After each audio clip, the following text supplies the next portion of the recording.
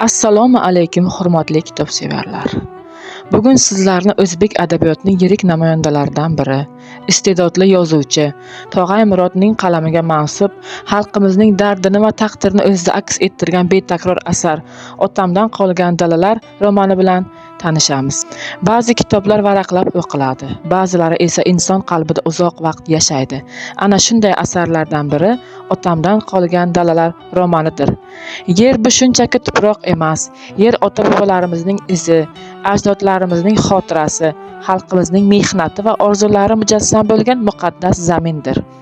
Tog'ay Murod ushbu romanida oddiy dehqon hayoti orqali bir xalqning tarixini, uning quvonchi va tashvishlari, sabr-toqati va matonatini yuksak badiiy mahorat bilan tasvirlaydi. Asar voqealari orqali biz o'zbek xalqining og'ir sinovlarga boy hayoti, dalalarda kechgan mashaqqatli mehnati va ona zaminga bo'lgan cheksiz muhabbatini his qilamiz. Romanning bosh qahramoni Dehqonqul, u oddiy, halol, mehnatkash inson timsolidir. Dehqonqul o'z hayotining yer bilan bog'lagan, dalani muqaddas bilgan inson sifatida gavdalanadi.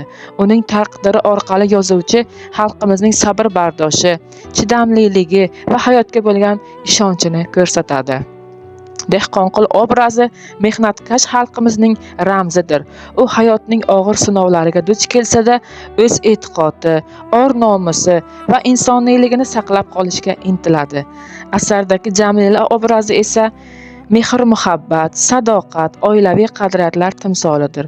U hayot qiyinchiliklariga sabr bilan bardosh beradigan, yaqinlariga mehr, madad beradigan ayol obrazi sifatida tasvirlanadi.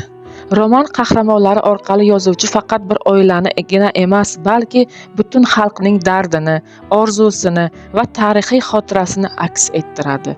Har bir obrazda insoniylik, mehnatsevarlik, sabr, sadoqat, vatanga muhabbat kabi fazilatlar namoyon bo'ladi. Asarda dala obrazi muallif o'zining xalqona, samimiy va ta'sirchan tili orqali o'quvchini voqealar ichiga olib kiradi.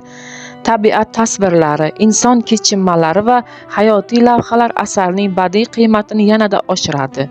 Otamdan qolgan dalalar bu shunchaki bir roman emas, bu xalqimizning kechmishi haqida hikoya qiluvchi tarixiy xotiradir. Bu ajdodlar merosiga hurmat, bu ona zaminga bo'lgan muhabbat madhiyasidir.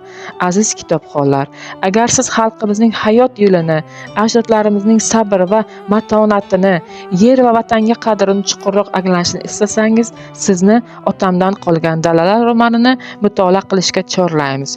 Chunki kitob bu tarix bilan suhbat, o'tmish bilan bog'lanish va kelajak uchun saboqdir.